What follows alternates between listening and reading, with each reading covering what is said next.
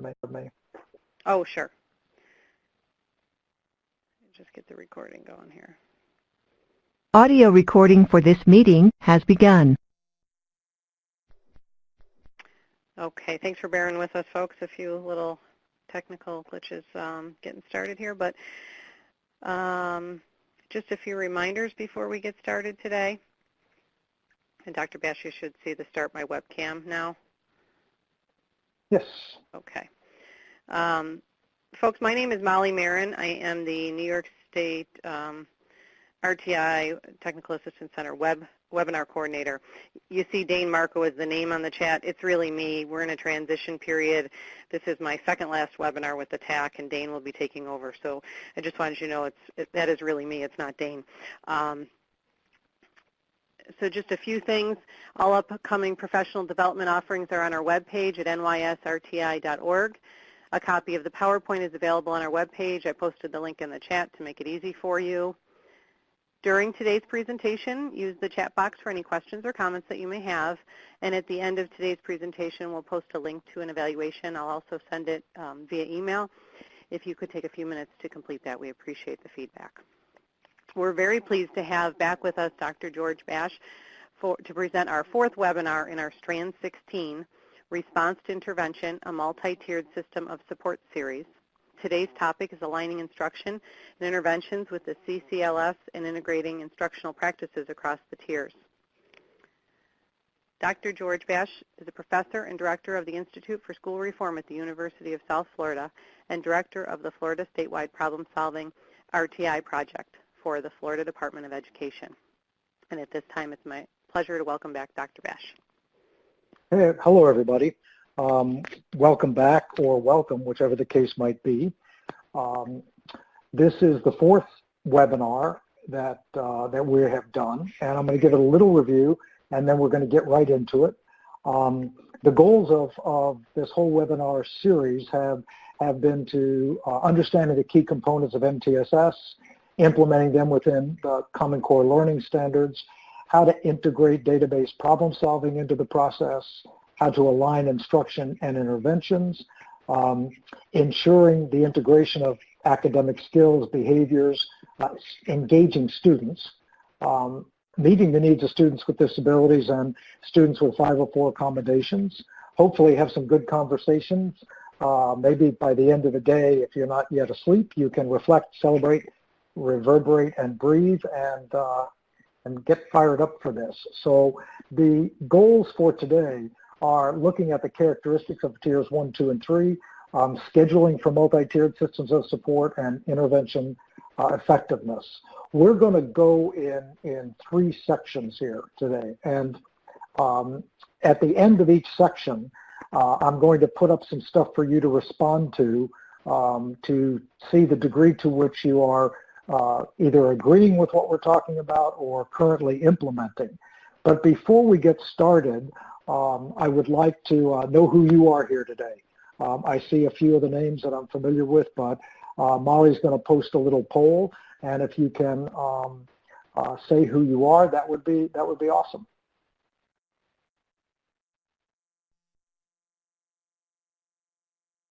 So Molly, can you put that getting acquainted poll up here? Oh, I'm having trouble dragging it. I don't know if you could drag it. Let me see. Nope, I don't have control, I don't think, of the... let me see. Sorry. Hold on. No, I can't move it. Okay. Oh, no, I can't get it off at all. I'm having technical problems today. Oh. Well, I moved it a little. Oh, we're going to go ahead and get started. Yeah. So Molly, when you can get it, we'll just drop it in as soon as you can get it. Okay. Okay? I can't even get it off the screen. Well, let's see here. There's some things popping up here. Michelle Brantner is here with, she's a superintendent with a group of building and district level administrators with me. Welcome. And Deborah is reading specialist at Alexander Central School in New York State. Awesome. So it looks like there's a, a group of people here. So in any event, we'll go ahead and see if we can get that poll over. But I want to go ahead and get started because I know that you're well after work. Okay, awesome. There we go. Sorry about that, folks. So if you'll just complete that poll, that'd be great.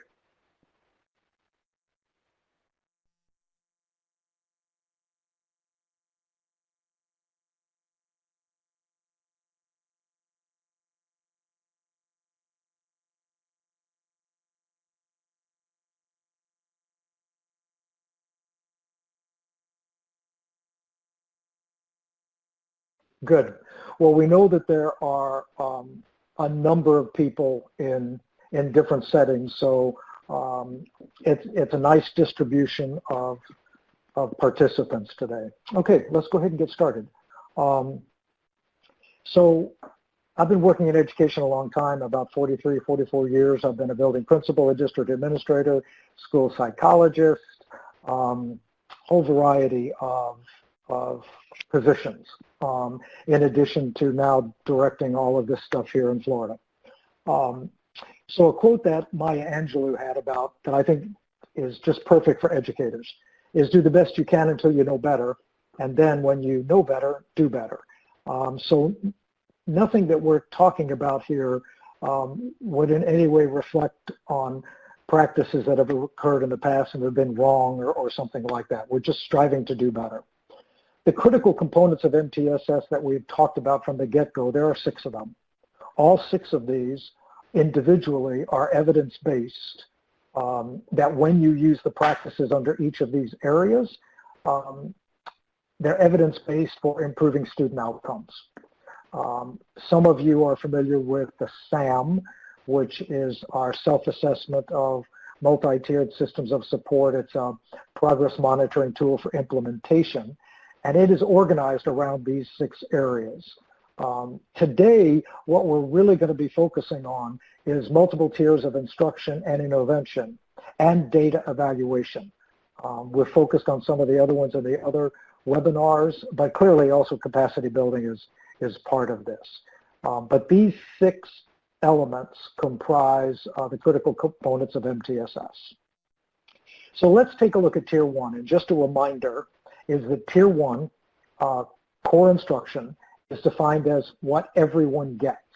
It's not what they get, it's who gets it.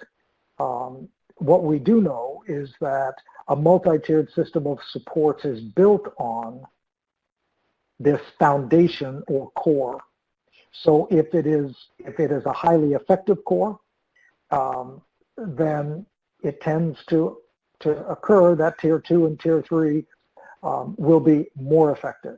If it is an ineffective core, here's the problem, is that in an ineffective core where people are referred to Tiers 2 and Tier 3, if it's ineffective, then a lot of kids get referred for Tier 2 and Tier 3.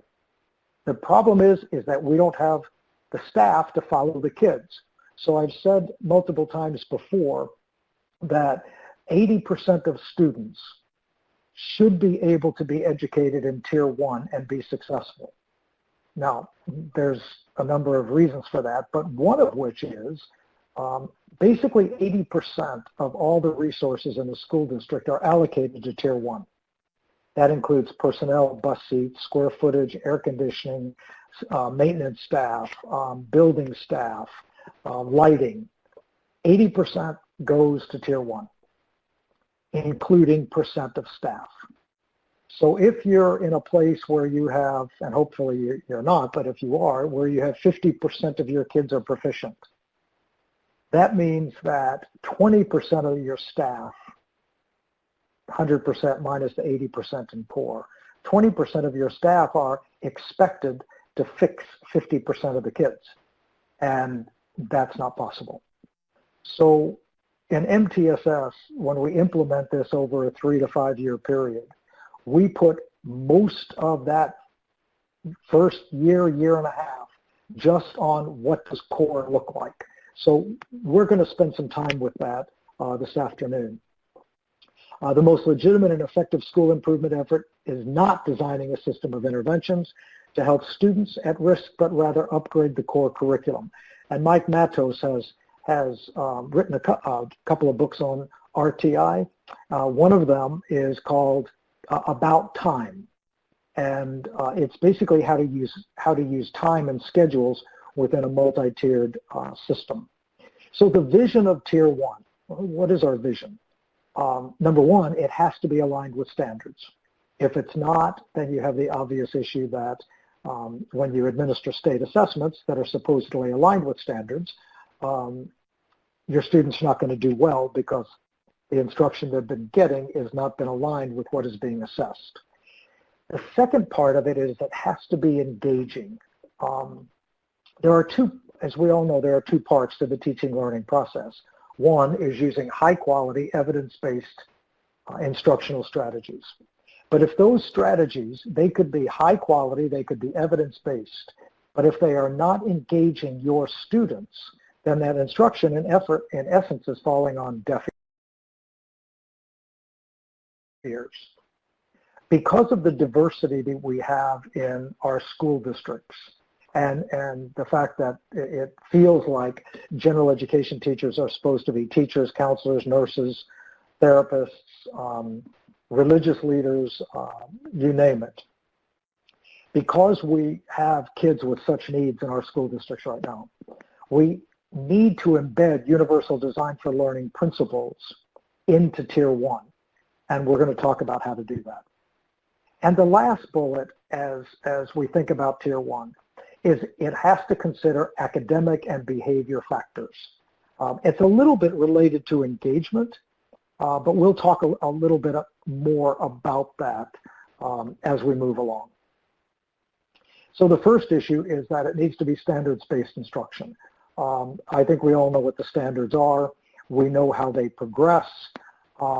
They're clearly defined for each grade level. They serve as the content for the high-stakes assessment. They utilize benchmark assessments to determine if students are on track or not. We need to be able to use Tier 1 data to determine who is on or off track for meeting the standards at the end of the year, and we need to do that no later than the first grading period. It looks like, for whatever reason here, the connection was lost. So I'm just going to keep talking for a second. I don't know whose end this was on here. Hold on, just stand by for one moment. It's trying here. Yeah, I'm working on the back end too. Whoops, I'm working on the back end trying to get it back. Hopefully those of you who are on are not having trouble today. And if it's coming back for you, Dr. Bash, I would keep going. Let me also just go see here very quickly. I just relaunched it from this end. I have connectivity on everything else. I don't know what happened with this.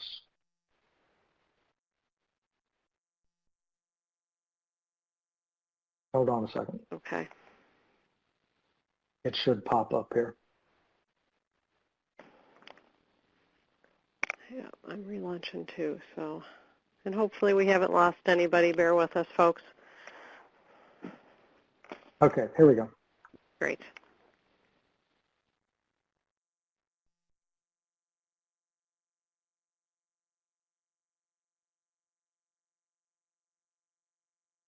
Sorry, you logging me in or getting me in there, Molly? No, I'm just trying to get myself back in. Okay. Are you not usually in? No, it says a request to enter has been sent to the host. Oh, no. Okay. The tech person shouldn't say that. Stay with us, folks. If you have the PowerPoint slides, you can talk to those. Everybody else should hopefully went and downloaded them, and I will keep working on the back end here. Okay, let me get my slides, and I'll just start using those. Okay.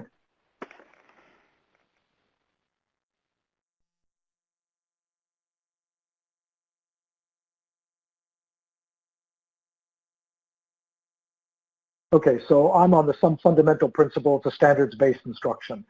And we just said that we're utilizing benchmark assessment to determine if students and the curriculum is on track. We'll take a look at that in a moment. So I'm going to the next slide now, which is Common Core standards. And one of the things that I want to point out, it says, how is the demand of the standard rising across the grades? And it starts with kindergarten. One of the factors that's really important in core instruction is to ensure that all teachers K-12 understand this happens to be a comprehension standard, reading standards for literature, that understand what their role is for that year in the standards. So one of the things that is important here, and that is very important to us, is that kindergarten teachers understand that their job, one of their main jobs, is to ensure that students can pull key details out of text. Well, it looks like we're back here. Key details out of text. That key details term runs all the way to the 12th grade standards. So part of the thing about core instruction is ensuring that everybody understands where their role is, and that they have to deliver kids to the next year who are ready to start that year. So the slide that I have up here, Molly, I don't have a presenter. I can't seem to move this slide.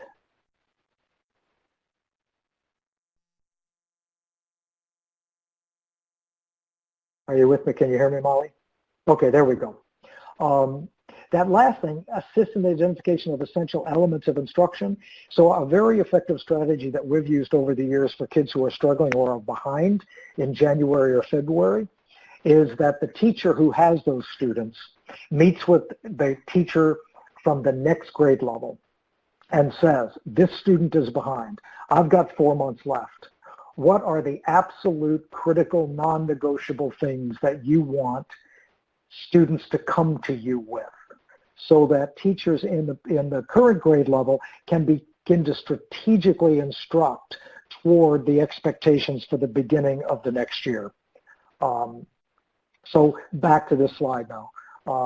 So for example, and I want to make a point out of this, it's important. The kindergarten standard for reading standards for literature says, with prompting and support, retell familiar stories, including key details. And then you will see that key detail or central message that keeps appearing and reappearing through the standards. So if we take a look at the kindergarten, for instance, the terms here are very different. With prompting and support, that means that teachers put context to the questions. They give clues. They give hints.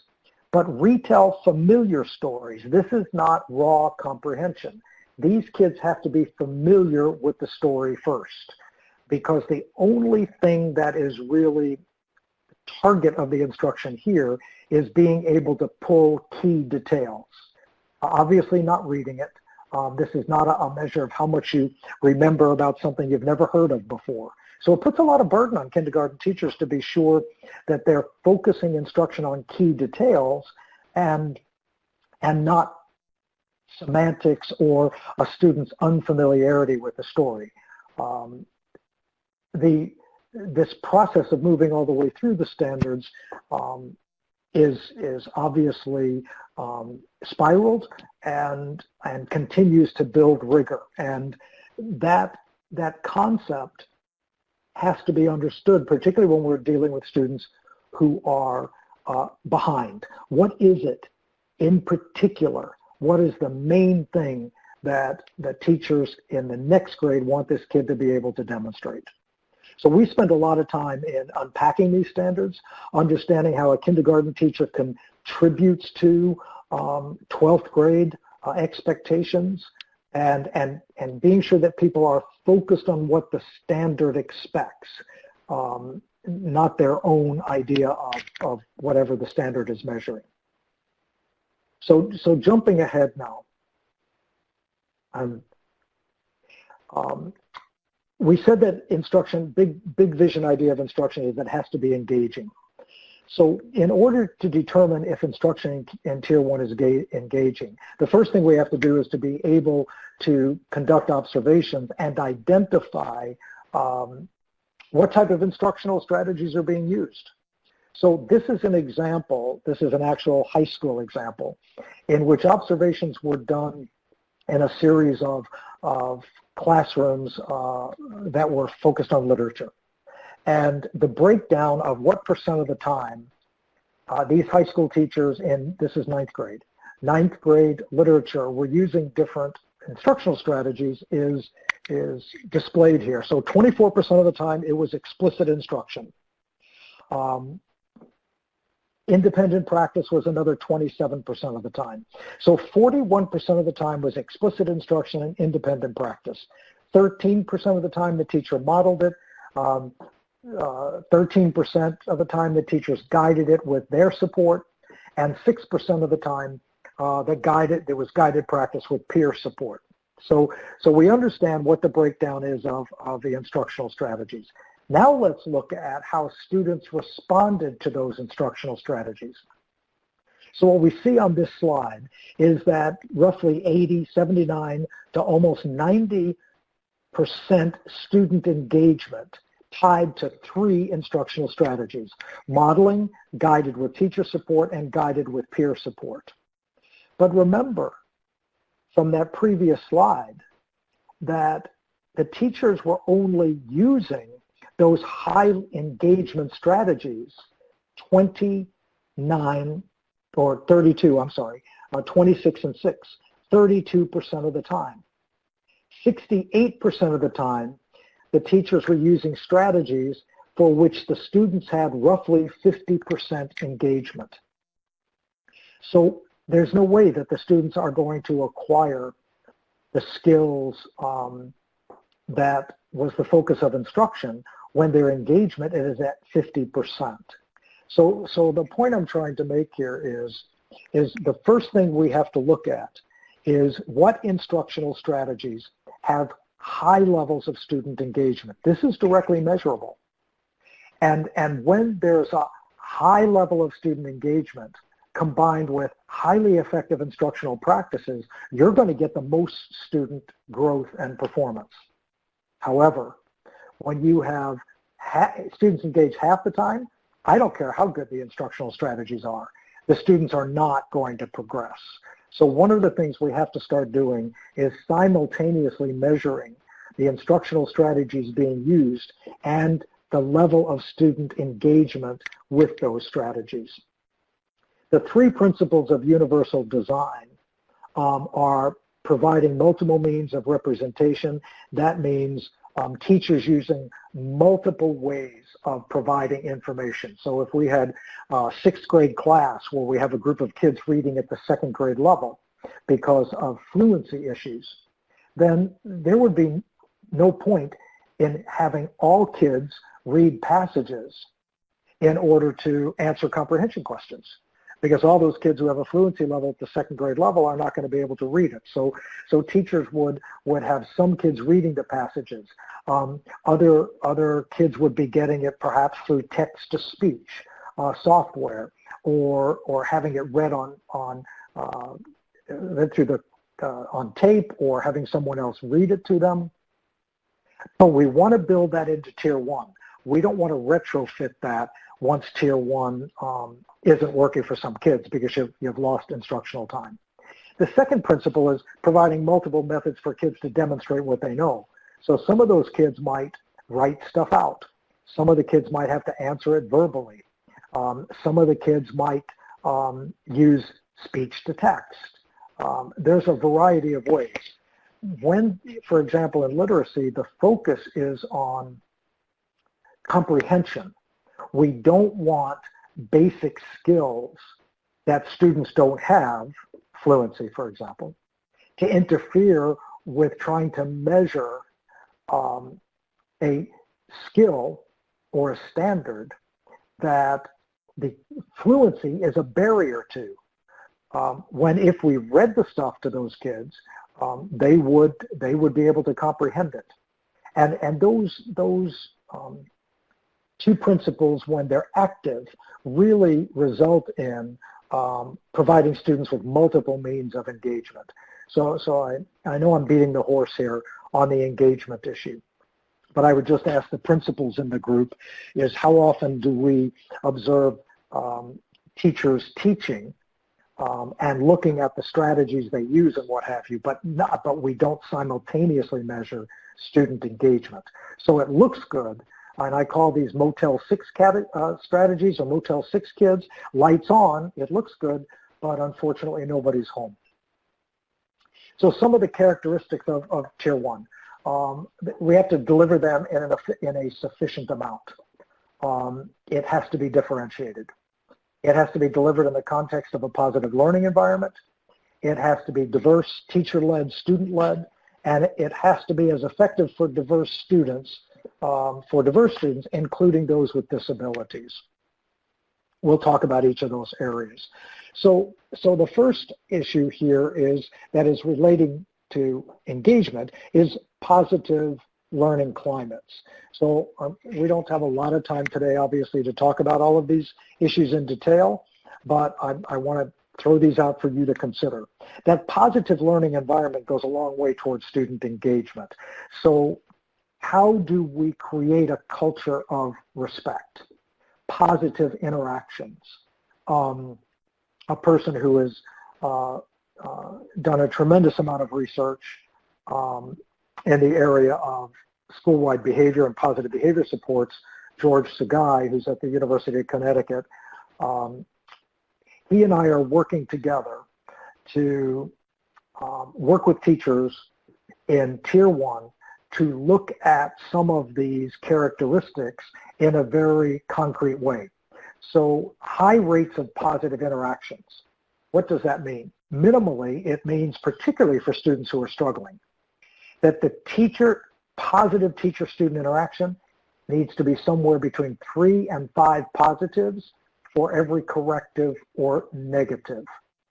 If it gets below 3, those interactions themselves contribute to disengagement. So how do we measure that? We measure it through direct observation or teachers keeping track of those interactions themselves. If we don't keep track, then often with a group of students, those interactions get close to 1-to-1 or a negative ratio, and then we see students disengaging. I don't know what's going on here, Molly, but we've lost the connection again. So I'm just going to go to my PowerPoint that I have.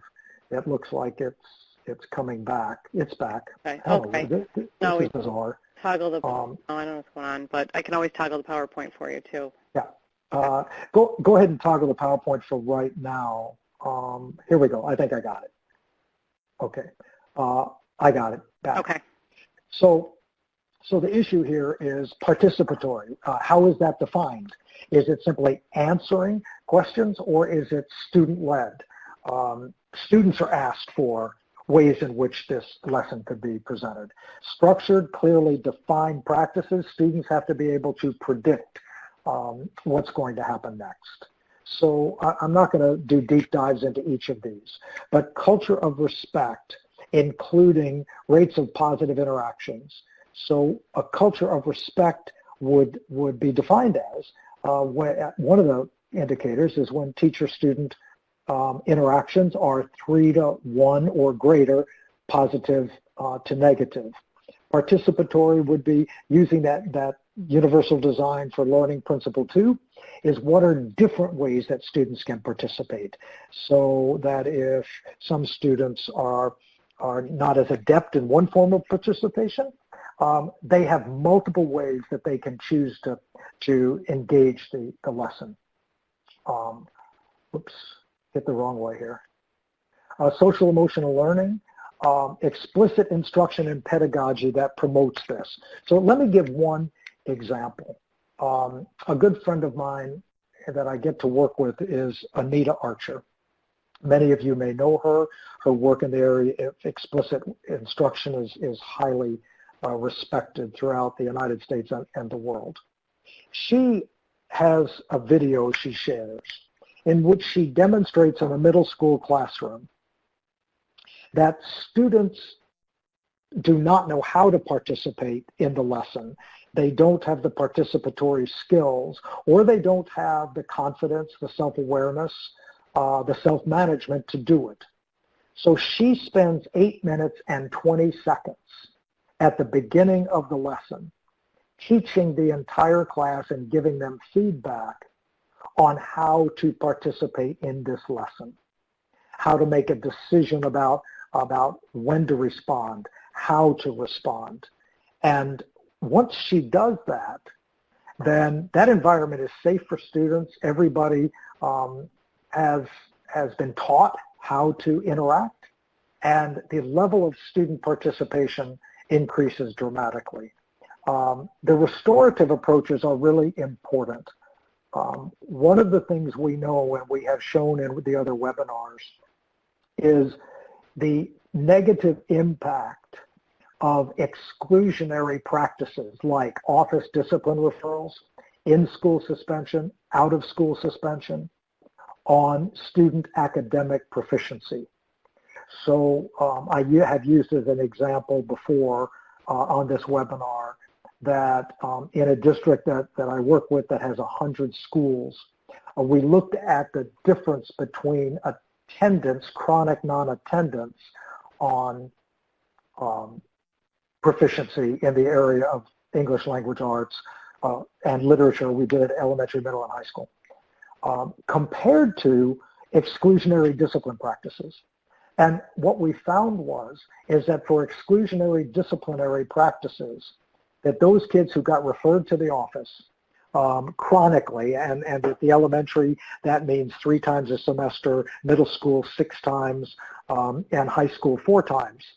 For those students, the proficiency rates were about 26% less than for students who had attendance issues. However, when we have restorative practices that basically are tied to positive environment, teaching kids skills, giving them opportunities to make up what they missed. So we're trying to restore the effect of those exclusionary practices. Then students' academic proficiency increases dramatically. So just some food for thought on social emotional learning.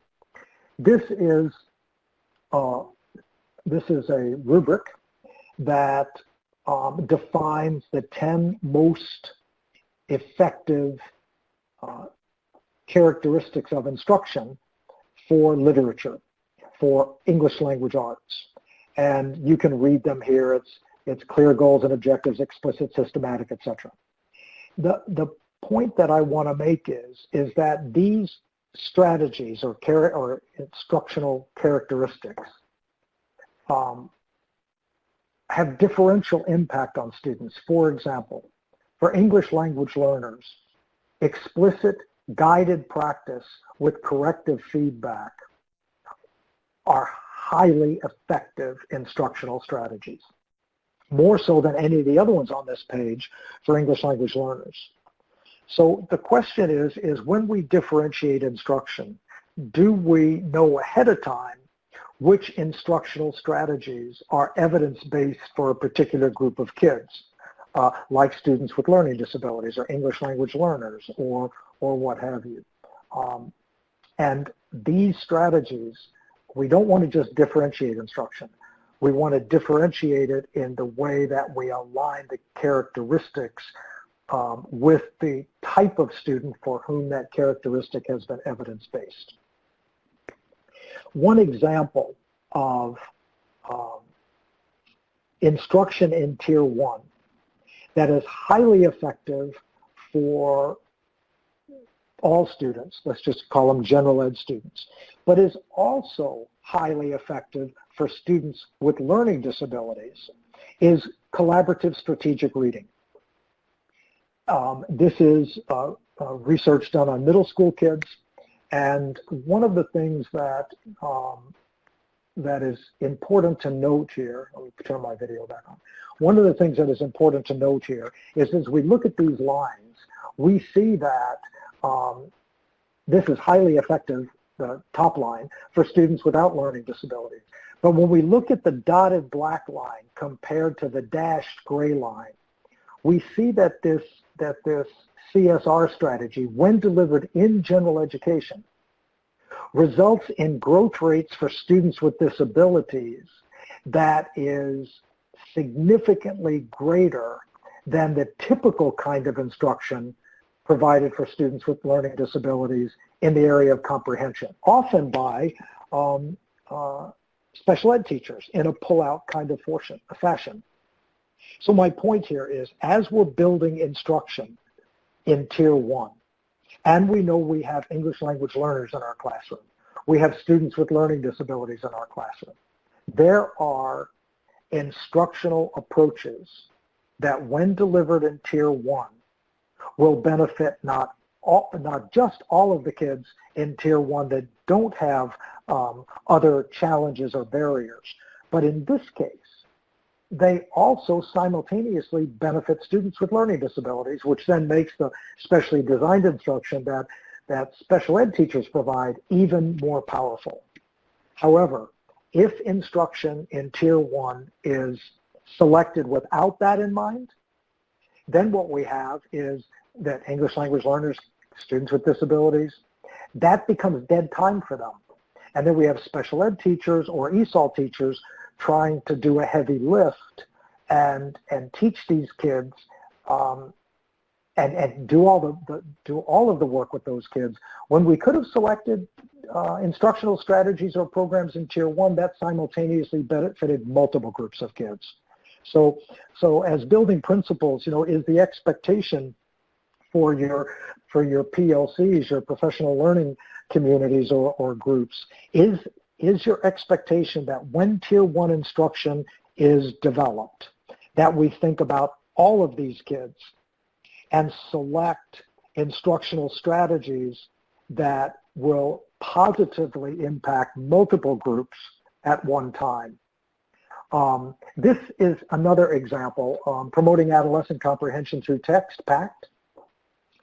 In this research, in the area of content acquisition, English language learners and non-English learners with disabilities were able to significantly benefit from PACT instruction provided in general education classes. So in this case, if you chose to use PACT as a way to develop comprehension, both your English learners and your non-English learners with disabilities would have huge benefit just from instruction delivered in the general ed classroom.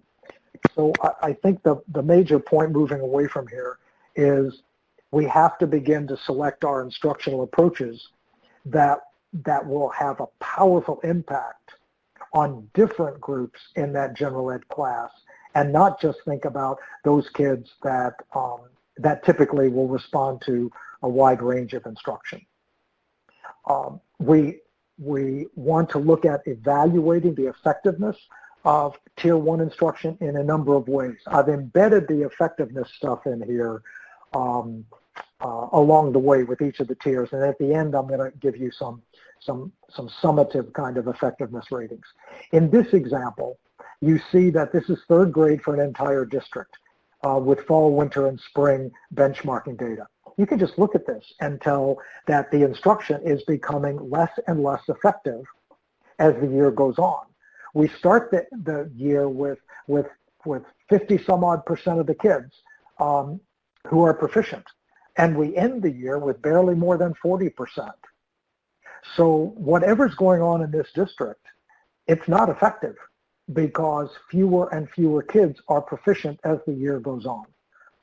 That's one way of measuring effectiveness. At a classroom level, this is a reading assessment. This happens to be kindergarten. That is rated by colors. Green is basically proficient. Yellow is moderate risk, and red is high risk. You clearly see, looking from left to right, that we move from a whole lot of yellow and red in the picture to very little of it. So across the year, more and more students got better. And in fact, with the exception of one student, the red on the, by the way, the red on the far column, that was a student that had no level, that they came into the district in the middle of the year. So we started at some point during the year, we had 1, 2, 3, 4, 5, 6, 7, 10 of these kids, basically more than half of the class, was at risk at some level. And we ended the year with 1. That's highly effective instruction. So I think, Molly, if, let's see, what slide number are we on here? Did I ask you to drop in? No, I don't think I did yet. We're going to keep going. So for Tier 2 is what some kids get.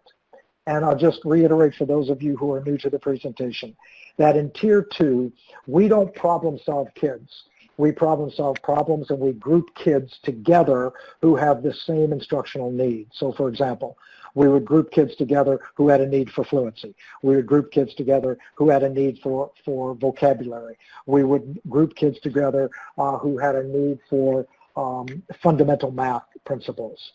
And we would select highly effective strategies to teach those kids as a group. This is called standard protocol.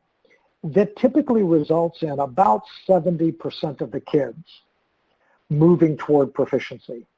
We've talked in earlier sessions that improvement is effective, rather, is a combination of 2 different data sets. One is the kids who are proficient, plus all of the kids who are lowering their level of risk. So going from red to yellow, yellow to green. So anybody who's closing the gap, even though if they're not there yet, or is proficient, are counted in the bucket of kids that we would say are indicators of effective instruction. So our effective instruction criterion for Tier 2 is 70% of the kids are either proficient or are lowering their level of risk toward proficiency. So for the district level administrators and principals on this call, I would ask you this question. Do you have a school consensus or a district-wide guideline for what is defined as effective Tier 2? For us, that's 70% of kids either proficient or moving toward proficiency through lowering risk. Now, one of the things I want to drop in here very quickly is, and we seem to have lost it again, Molly, is that in a multi-tiered system, Tier 2 and Tier 3 are not just interventions. For some kids, they're interventions and the kids improve and they're able to become independent learners, and the interventions can be faded. But that's not true of all kids. Some kids are going to continue to need Tier 2 and Tier 3 to maintain proficiency, basically for their entire educational career. So when I say that 70% is the effectiveness indicator for Tier 2, and some kids are, and that's proficiency plus moving toward proficiency. I have some people ask, well, if they're proficient, why are they getting Tier 2? And the reason is because if they weren't getting Tier 2, they wouldn't be proficient. So you can try to fade that instruction, but if the student can't handle it, then you're going to have to continue to provide that in order to get that level of proficiency. So let's talk briefly about Tier 2. Tier 2 begins, is the first step where we intensify instruction. And I'm going to say this again to district folks on the call as well as building principals. Do you have a district-wide definition of how to intensify instruction? If we don't, then intensification in one building may be very different from another building. So we have 3 indicators of intensified instruction. One is more time. more practice, more rehearsal, more exposure to high quality instruction. Typically, Tier 2 is up to 50% more time than Tier 1. So for 90 minutes of ELA in an elementary school, that could be up to 135 more minutes, up to a total of 135 minutes, with 45 minutes more for Tier 2. And by the way, Tier 2 can be in the general ed classroom or push in, pull out. The second area is we have to narrow the focus of the instruction to the skills that the kids in that group are struggling with. So where we have the 5 big areas of reading in Tier 1, we're going to focus that to fewer than 5 and sometimes 1 or 2 in Tier 2. And then the type of instruction. The more students are struggling, the more instruction has to be explicit. It has to have powerful instructional routines. It has to be guided, and students have to get frequent feedback. One of the most powerful instructional strategies for kids who are struggling but not severely is pre-teach, review, and reteach. So as we said in the previous webinars, academic engaged time, the amount of time that kids are exposed to high quality instruction, is the best predictor of a student's rate of growth. So time becomes critical here. We can never supplant Tier 1 and expect to get any results that we're happy with. We have a formula that we use to, it's just our formula. Frequency is, how often and how long. That's getting at the time issue. The focus is getting at the focus issue that we talked about. The format of the instruction, the how, that would be getting at the type. And then we look at 3 other things. The size of the instructional group. Depends upon how similar the kids are at their instructional level and how far behind those kids are.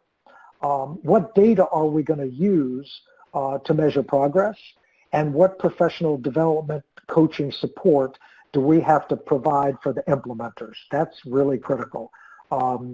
If there's one area that I could focus on today for Tier 2, it is don't have your, whether they're child study teams or teacher support teams or problem-solving teams, whatever you call them.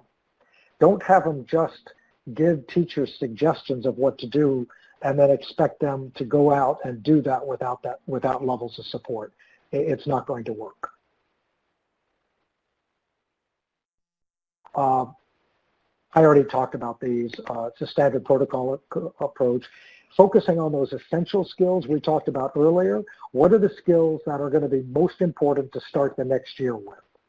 And focus on those. Once we get to Tier 2, we also have to ensure that at least for, I'm going to just say 50% of the time, we have to be sure that the instructional materials that are used are instructional materials used in Tier 1. Students who struggle cannot make this transition from materials in some kind of program off the shelf and how to apply that to the work that are using in core instruction. So let's say that we're using Wilson's Foundation to promote fluency and vocabulary. That's great. But half of this time that we're spending with the students, they have to apply those strategies that they learned with Wilson's to actual materials from Tier 1. There's a number of reasons for that. One of the reasons is to ensure that they're getting the content of those Tier 1 instructional materials, which are aligned with standards, so that when high-stakes assessments come around, that the students who are getting Tier 2 and Tier 3 actually have been getting Tier 2 and Tier 3 in the same content as Tier 1. That's going to be essential, because that's the content that is going to be measured.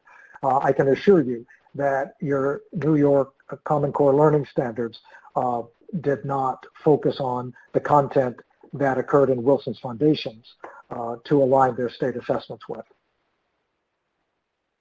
Developing a schedule for tier 1 to accommodate tier 2. The first question we have to ask is, how many students need how many extra minutes of time? What will occur during those minutes? Who's going to deliver it? When can they deliver it? Where is it going to be delivered? So I want to show you an elementary schedule, and then I'm going to give you an example of a high school schedule. This elementary schedule is for 4th grade in a particular elementary school. And there are, unlike some of you, this is a school that has 4 teachers at each grade, or at least 4 teachers at the 4th grade. And the schedule in this school is blocked, meaning that art, music, library,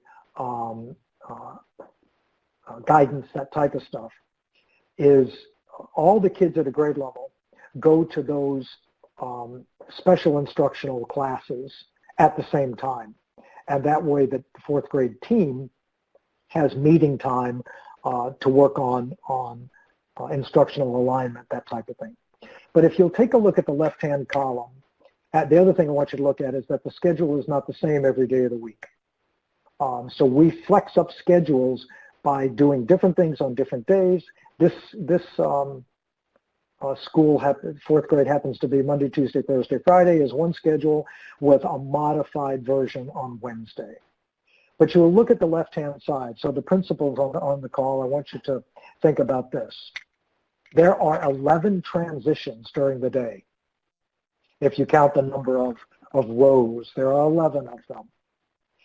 In elementary schools, on a good day with light southerly breeze and low humidity, you can get kids from completely engaged in one subject area to equally engaged in the next subject area in about 8 minutes time. I don't mean that they've got the book on their desk and they put the other books away, and they're engaged in the instruction. Is about 8 minutes. If you multiply 11 by 8, that's 88, let's round it to 90. 90 minutes out of 350, about 25% of the time is students transitioning. We cannot afford to give up 25% of our academic engaged time every day, in particular if we have large numbers of students who are struggling. So back to MTSS. If you look at 8:45, you'll see there's 90 minutes of reading from 8:45 to 10:15. There is 30 minutes of reading intervention from 12:30 to 1 o'clock. And then there is 60 minutes of language arts, ESOL, or other things from 2 to 3. If you add up those minutes, you come up with 180 minutes, potentially, for English language arts. Now, what you'll see is missing is social studies. And we push social studies into language arts because in this school, there are so many kids struggling with reading that we need that time. So if we go back to that time thing I said about before, 90 minutes for English language arts in Tier 1. Tier 2 is up to 45 minutes more. Tier 3 is up to 45 minutes more. That's a total of 180. Unless it's built into the schedule, you can't give kids that much time. So an MTSS schedule, at the very least, looks at having up to 180 available minutes for English language arts. Now, for kids who don't need it, teachers can use that last 60 minutes for other types of things, or we can group kids and differentiate them, etc. But this schedule enables you to implement an MTSS for reading for any kid in the elementary school. Let me give you an example of a high school that we just finished working with, or we're still working with it, up in your neck of the woods, actually. It's up in Massachusetts. In this high school, every algebra teacher, 9th grade algebra, taught 1 period of advanced, 2 periods of regular, and 1 period of kids who needed extra help, and they were low-performing kids. The goal of the high school was to increase the amount of instruction for low-performing kids by 45, 50 minutes or beyond.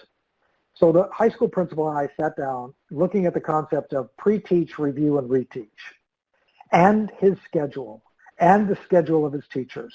And he was able, through all of those teachers and the schedule, to arrange for the low-performing, the low group of kids to get 2 more periods a week, not a day, a week. So each of the periods is 50 minutes at this high school. So if you're typical algebra, freshman algebra, that's 50 times 5, you get 250 minutes a week of algebra. The kids in the low-performing group, they got an additional 2 periods or another 100 minutes. So they went from 250 to 350. That's almost 50% more. Not quite, but almost. As a result of that schedule change, in June of this year, not only did the low-performing kids continue to outperform the regular kids by 8%, but 88% of them got a C or higher. No one failed. So every one of those kids in the low-performing group earned their credit, and 88% got C or higher. There was no more teachers, no specialized instruction. It was simply more instruction for kids taught by the same teachers. That is a classic example of how providing more time for kids who don't have disabilities. They may have come in without background knowledge. They may be inefficient listeners and studiers. They may not have been able to do homework at home, so they got to practice more in these extra 2 periods. The point is that there was no more expense to the school district, but you got all of these kids passing algebra. So that's a classic tier 2. How do we measure it? We could measure it by D's and F's, A, B, C, D's and F's. With the elementary level, we could measure it by performance on benchmarking assessments. So if you look at this, and I want you to pay attention, you see the horizontal black line. I want you to look at the white space between the black line and the columns of red, yellow, and blue. Just look at that for a second. And now look at this slide. Back to this one. The white space represents distance from the benchmark. And now look at this one. So just by visualizing this, looking at it, you can see that a lot of that white space went away. And so did the connection. Perfect timing. If you go to the next slide, and I'm going to jump on I'm keeping a back slide here. If you go to the next slide, you will see a table. And that table is the actual percent of kids in each of those categories on these charts. So at or above proficiency in the fall was 63% of the kids. In the winter, it was 73%. So in 3.5 months, 10% increase in proficiency.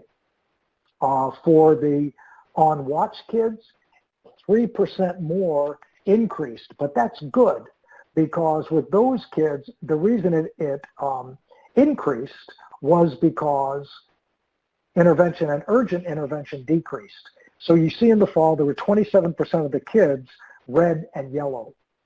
In the winter, that number dropped to only 14%. So 50%, roughly 13 out of 27, 13% of the kids moved to on-watch and above proficiency. That's how we measure the effectiveness of Tier 2. Tier 3 is highly intensive and individualized. Very few kids get this because we don't have the personnel to deliver that type of instruction to large groups of kids.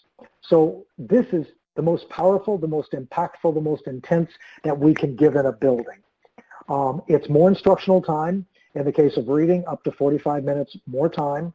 It's smaller groups. We never do tier 3 individually. We will do that with groups of 3, maybe 4.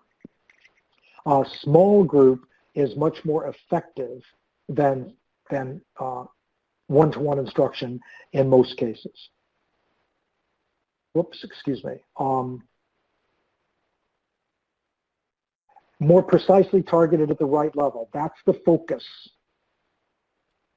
More clear and more detailed explanations. That's the modeling and the guided. More systematic instructional sequences. They are, the student can predict them so that the scaffolding is heavy and the student can predict what's going to come next. More extensive opportunities for guided practice. Practice is important for this group. Guided, what that means is you scaffold it so that kids do not give the wrong answer, whether it's academic or behavior. And these kids that need intensive instruction, 95% of the time they're not going to be able to answer correctly. So we scaffold for success and then gradually release that scaffolding. Lots of opportunity for error correction and feedback, and we have a general rule that a student has to be able to demonstrate at whatever level of scaffolding 5 correct responses in a row before we either start to reduce the scaffolding or move on to the next step of the instructional sequence.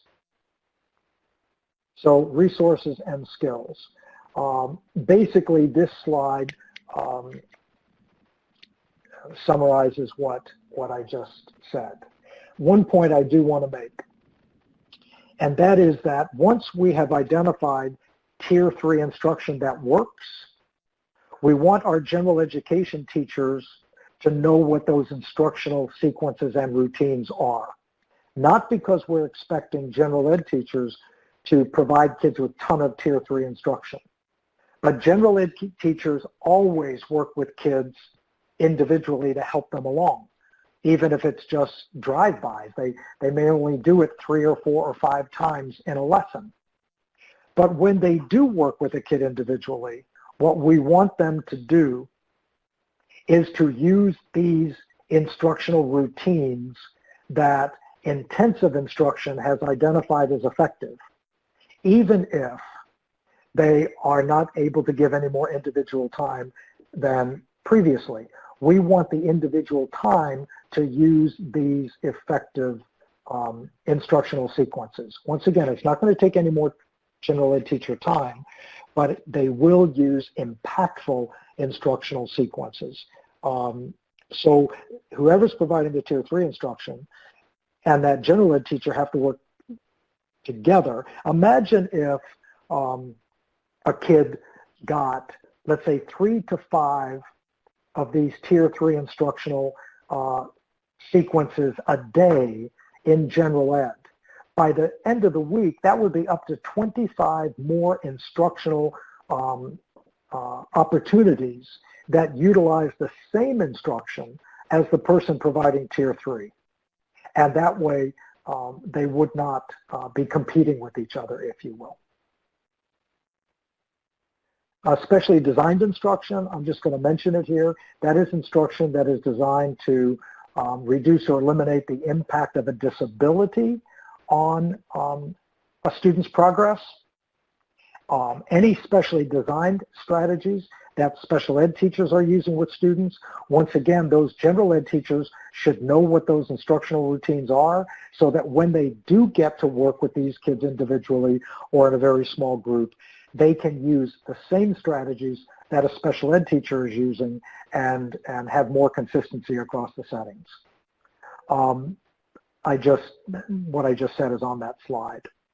How do we measure that intensive? We've been through this before in the seminar, but we measure it with whether or not it's a positive response to instruction, closing the gap, This is a good example of it. Whether or not it is improved, but the gap is not closing, or whether, and that's a good example, or whether or not it has, the rate of performance hasn't improved and the gap is widening. So we want positive response to instruction. This would be an example of poor response. The one other thing I wanted to show here is how at a building level we can look at our instruction, particularly if we have diverse learners. I have two examples. One is diverse learners, and one is just tier 1, 2, and 3. This is middle school data. Look on the left side, we have 3 racial ethnic groups, white, black, and Hispanic, 430 white kids, 250 black kids, 210 Hispanic kids, 890 kids in the building. And of the white kids, 60 were referred for interventions. If you look at the far right column, that represents almost 14% of the white kids, 13.95. 48 black students were referred. That represents almost 20% of the black students in this building. 10 Hispanic kids, that represents less than 5%. So the first thing I want you to notice is that about 40% more black kids than white kids are referred for intervention. So if we just have 14 and 20%, we have 6% more black kids arithmetically. 6 out of 14 represents about 40% increase. So that tells us right away that core instruction is being less effective for black students than it is for white students. We have an overrepresentation of black students for help. So that would immediately tell us we have to look at our core instruction and see what we're doing with our black and African American students.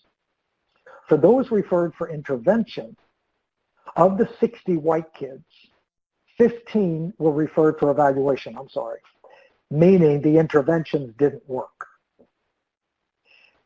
But it did work for 45 of the 60 because they're not being referred for evaluation. So they're either proficient with the extra help or moving toward proficiency. Intervention effectiveness, therefore, is 75%, 45 out of 60. Look at the intervention effectiveness for black and African American students. It's 33%. For Hispanic students, it's 50%. We can never assume that interventions are equally effective across racial, ethnic, socioeconomic levels. So in this case, the core instruction was disproportionately less effective for black students. But what's even worse is when they got to interventions, the intervention effectiveness was less than half for black students what it is for white students. So building principles, all of our building principles monitor these kinds of data to ensure that our students, that our core instruction and our interventions are equally effective across groups. Here is how we take a look at effectiveness of tiers.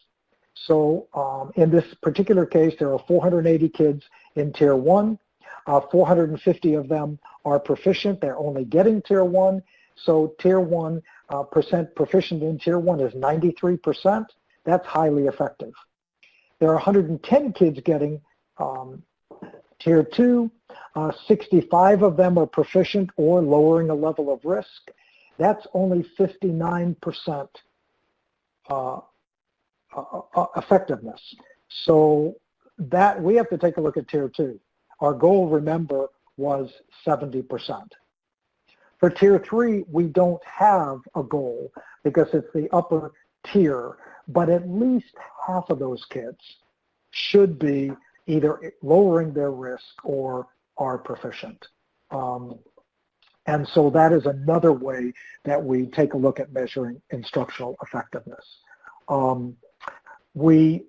Because of our interruptions and stuff here today, we lost some time, and I went ahead and went through all of the slides before we dropped in those probes.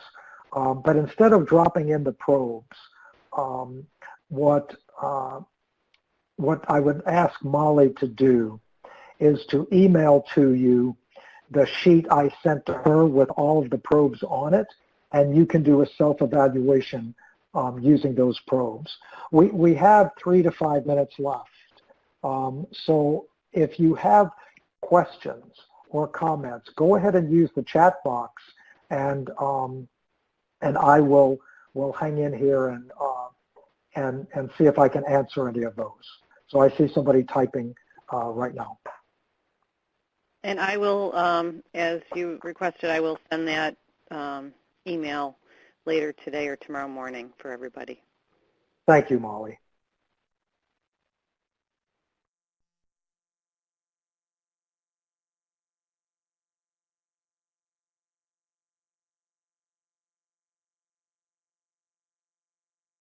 Waiting for some of these chats to pop up here. Yeah, I see people typing. While people are typing, I'm going to post the survey. Emily, I'll take that question. The webinars are archived. They're on our webpage. The link I posted at the top of the chat would get you there.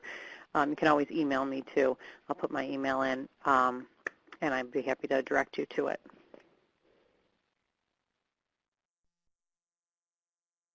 Yes, Sheila, no, you're not missing anything.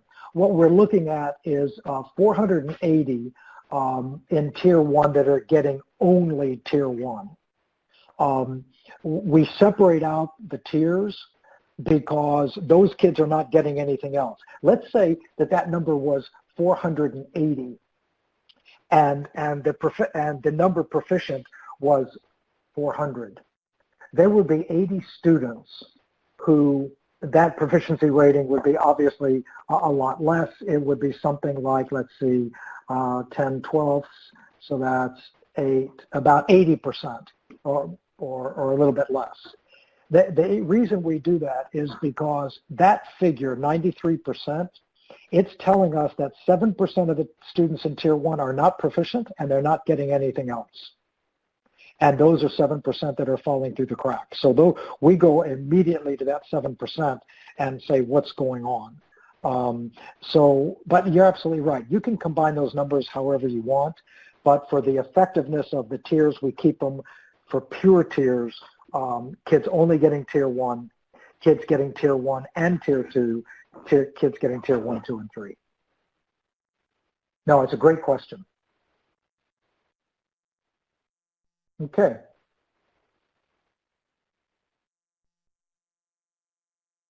I've lost the connection again, unfortunately. Okay, I can read the last question in here. If you want. Yep, please do. In your ideal schedule, what are the students missing when they leave for Tier 2 or 3? And that's from Kathleen.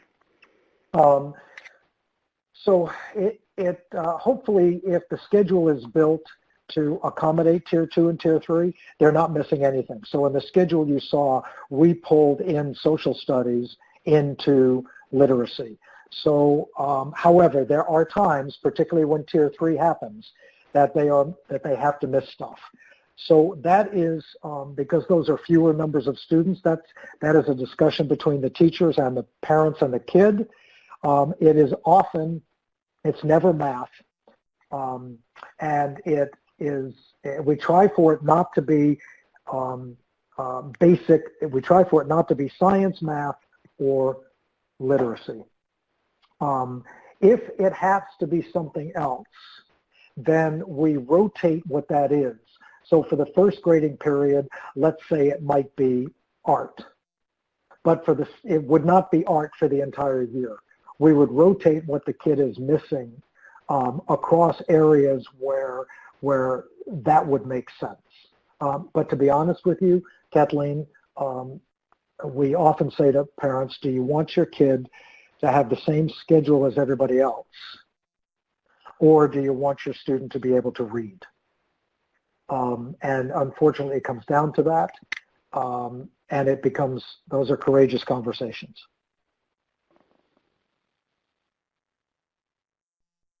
Okay, and you lost the connection. Kathleen's typing something, but I just want to apologize to everybody for the technical difficulties today. We'll be doing some testing and troubleshooting before our next webinar. I've been doing these for about 3.5 years, and this is, we don't usually have these issues. So we hope you'll join us back on the 29th. Kathleen says, thank you, I like it, and I'd like to thank everybody for joining us, and have a wonderful night. Thank you again, everyone.